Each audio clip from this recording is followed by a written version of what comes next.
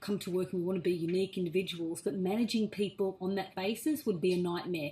So what we try and do is we try and, cast people in different, with different characteristics and behaviours, and that way we can manage, more effectively.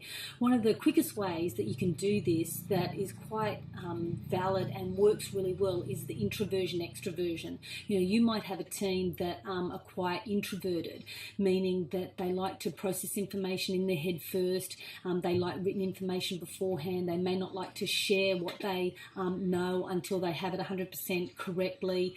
They might get overwhelmed when there's a lot of sensory input. When you have open plan in the work environment. Then you may have the people who are extroverted. They talk, then think, then talk. They're the ones that don't shut up in a meeting and they just keep on going. They're the ones that they can problem solve off the top of their head. They might give you a whole variety of solutions, and sometimes they might land on a really good one, but it all is around variety and sharing and like drawing people into the conversation. So how do you manage that, in a team?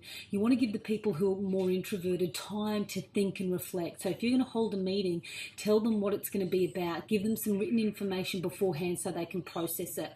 Also tell them that you're going to be asking them questions about certain things so they have time to actually reflect, and then they can feel comfortable about extroverting that.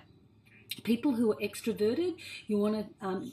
you obviously can, give them the same type of information, etc. But also, you want to manage the fact that, you want to actually hear from everyone. You actually want them to actually think about what it is that they want to contribute.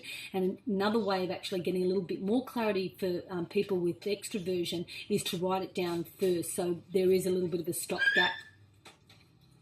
Sorry, that was my dog.